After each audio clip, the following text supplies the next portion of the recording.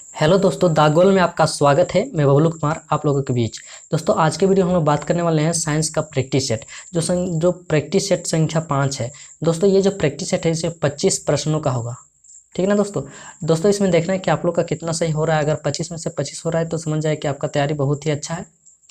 तो चलिए स्टार्ट करते हैं। आपका पहला प्रश्न है, सापेक्ष आर्द्रता किससे मापी जाती है? दोस्तों, सापेक्ष आर्द्रता जो मापी जाती है वो मापी जाती है हाइग्रोमीटर से। यानी ऑप्शन नंबर 20 का राइट आंसर हो जाएगा हाइग्रोमीटर।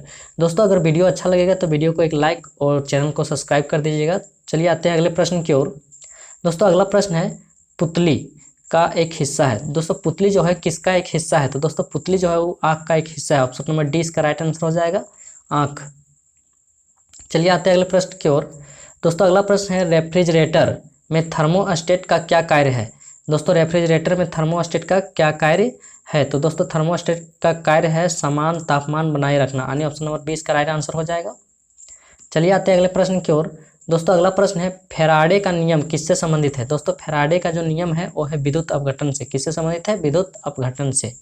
चलिए आते हैं अगले प्रश्न की ओर। दोस्तों, अगला प्रश्न है, निम्न में से कौन सा वर्ण दर्शन से संबंधित है? यानी वर्ण दर्शन से संबंधित है। तो दोस्तों, इसका राइट आंसर हो जाएगा शंकु कोशिकाएं। यानी ऑप्शन नंबर ये इसका राइट आंसर हो जाएगा शंकु कोशिकाएं। चलिए आते हैं अगले प्रश्न की ओर। दोस्तों, अगला प्रश्न है, घरों के पंखे बल्ब आदि लगे होते हैं। दोस्तों, घर में जो पंखा और बल्ब लगा होता है वो कौन से क्रम में लगा होता है? दोस्तों, इसका राइट आंसर हो जाएगा समांतर क्रम। यानी ऑप्शन नंबर सी इसका राइट आंसर हो जाएगा समांतर क्रम में। चलिए आते हैं अगले प्रश्न की ओर। और दोस्तों, अगला प्रश्न है, हमारी आंखों में लेंस का काम है। दोस्तों, हमारी आंखों में जो लेंस का काम है क्या काम है? दोस्तों, लेंस का जो काम है वो है आंख की फोकस दूरी को बदलना। यानी ऑप्शन नंबर सी इसका राइट आंसर हो जाएगा आंख की फोकस दूरी को बदलना। चलिए आते हैं अगले प्रश्न की ओर। दोस्तों, अगला प्रश्न है, घरों में फ्यूज किस क्रम में जोड़े जाते हैं? दोस्तों, फ्यूज जो है किस क्रम में जोड़े जाते हैं? दोस्तों, फ्यूज जो है वो आपका श्रेणी क्रम में जोड़े जाते हैं। यानी ऑप्शन नंबर सी इसका राइट आंसर हो जाएगा श्रेणी क्रम। चलिए आते हैं अगले प्रश्न की ओर। दोस्तों, अगला प्रश्न है, कॉर्निया और रेटिना शरीर के किस अंग में पाए जाते हैं? दोस्तों, कॉर्निया और रेटिना जो है वो शरीर के किस अंग में पाए जाते हैं? दोस्तों, ये शरीर के आंख में पाए जाते हैं। यानी ऑप्शन नंबर ये इसका राइट आंसर हो जाएगा आंख। चलिए आते हैं अगले प्रश्न की ओर। दोस्तों, यहाँ पे प्रश्न गायब हो गया है, थोड़ा सा मिस्टेक हो गया है। तो यहाँ लिखा होगा इन्वर्टर। दोस्तों, इन्वर्टर जो है किस में बदलता है? दोस्तों, इन्वर्टर जो है एसी वोल्टेज को डीसी में बदलता है और डीसी को एसी में। यानी ऑप्शन नंबर ये और बी दोनों हो जाएगा। यानी इसका ऑप्शन नंबर डी सही हो जाएगा, एक और दो दोनों। चलिए आते हैं अगले प्रश्न की ओर। और दोस्तों, अगला प्रश्न है, अधिक ऊंचाई पर चढ़ता हुआ व्यक्ति आगे की ओर क्यों झुक जाता है? दोस्तों, यहाँ बोला गया है अधिक ऊंचाई पर चढ़ता हुआ एक व्यक्ति आगे की ओर क्यों झुक जाता है? दोस्तों, ये झुकता है स्थायित्व को बढ़ाने के लिए। यानी ऑप्शन नंबर 20 का राइट आंसर हो जाएगा। चलिए आते हैं अगले प्रश्न की ओर। दोस्तों, आपका अगला प्रश्न है, निम्न में से कौन सा एक प्रतिचुंबकीय पदार्थ है? दोस्तों, यहाँ पूछा गया है निम्न में से कौन सा एक प्रतिचुंबकीय पदार्थ है? तो दोस्तों, इसका राइट आंसर हो जाएगा बिस्मिथ। दोस्तों, बिस्मिथ जो क्या है एक प्रतिचुंबकीय पदार्थ है। चलिए आते हैं अगले प्रश्न की ओर। और अगला प्रश्न है, दोस्तों, ओजोन का रासायनिक फॉर्मूला क्या होता है? दोस्तों, ओजोन का रासायनिक फॉर्मूला होता है O3। यानी ऑप्शन नंबर 20 का राइट आंसर हो जाएगा O3। चलिए आते हैं अगले प्रश्न की ओर।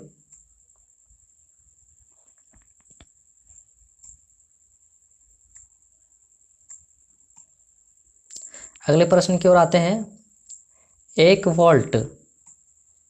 दोस्तों, 1 वोल्ट कितने के बराबर होता है? दोस्तों, 1 वोल्ट जो होता है वो 1 जूल प्रति कूलाम के बराबर होता है। यानी ऑप्शन नंबर 20 का राइट आंसर हो जाएगा। चलिए आते हैं अगले प्रश्न की ओर। और अगला प्रश्न है, आवर्त सारणी में कितने आवर्त होते हैं? दोस्तों, आवर्त सारणी में जो होते हैं कितने आवर्त होते हैं? तो दोस्तों, ये होते हैं 7 आवर्त। ऑप्शन नंबर सी इसका राइट आंसर हो जाएगा 7 आवर्त। चलिए आते हैं अगले प्रश्न की ओर। ओजोन परत में छेद के लिए उत्तरदायी प्रदूषक है। दोस्तों, ओजोन परत जो छेद हो रहा है वो किसके लिए हो रहा है? तो सीएफसी गैस के लिए, यानी क्लोरोफ्लोरोकार्बन के लिए। ऑप्शन नंबर सी इसका राइट आंसर हो जाएगा क्लोरोफ्लोरोकार्बन। चलिए आते हैं अगले प्रश्न की ओर। और अगला प्रश्न है, वाष्पीकरण की दर पर निर्भर नहीं करती है। दोस्तों, वाष्पीकरण की दर किस पर निर्भर नहीं करती है? तो दोस्तों, इसका राइट आंसर हो जाएगा द्रव की संपूर्ण मात्रा पर। यानी ऑप्शन नंबर डी इसका राइट आंसर हो जाएगा द्रव की संपूर्ण मात्रा पर। चलिए आते हैं अगले प्रश्न की ओर। और अगला प्रश्न है, चावल को पकाने में कहाँ अधिक समय लगता है? दोस्तों, चावल को पकाने में कहाँ अधिक समय लगता है? तो दोस्तों, लगता है आपका माउंट एवरेस्ट में। यानी दोस्तों, जहाँ पे अधिक ऊंचाई होगा वहाँ पे चावल पकाने में बहुत ज़्यादा दिक्कत होगा। यानी ऑप्शन नंबर डी इसका राइट आंसर हो जाएगा। चलिए आते हैं अगले प्रश्न की ओर। ओजोन मनुष्य की रक्षा करता है। दोस्तों, ओजोन परत जो है मनुष्य की रक्षा करता है पराबैंगनी किरणों से। यानी ऑप्शन नंबर सी इसका राइट आंसर हो जाएगा पराबैंगनी किरणों से। चलिए आते हैं नेक्स्ट प्रश्न की ओर। और आपका नेक्स्ट प्रश्न है लेंज का नियम है। दोस्तों लेंज का जो नियम है ऊर्जा संरक्षण पर आधारित है, यानी ऑप्शन नंबर 20 का राइट आंसर हो जाएगा। लेंज का नियम किस पर आधारित है? ऊर्जा संरक्षण पर आधारित है। चलिए आते हैं अगले प्रश्न की ओर।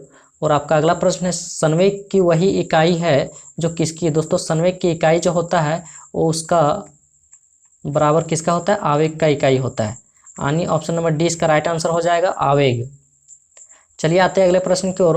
अगला प्रश्न है सिल्वर क्लोराइड किस रंग का होता है? दोस्तों सिल्वर क्लोराइड जो होता है वो किस रंग का होता है? तो दोस्तों ये होता है श्वेत रंग का, यानी ऑप्शन नंबर ये इसका राइट आंसर हो जाएगा, श्वेत। चलिए आते हैं अगले प्रश्न की ओर। और अगला प्रश्न है दूध को दही में बदलने के लिए किस बैक्टीरिया का प्रयोग किया जाता है? दोस्तों दूध को दही में बदलने के लिए किस बैक्टीरिया का प्रयोग किया जाता है? तो ये किया जाता है लैक्टोबैसिलस का, यानी ऑप्शन नंबर डी इसका राइट आंसर हो जाएगा, लैक्टोबैसिलस।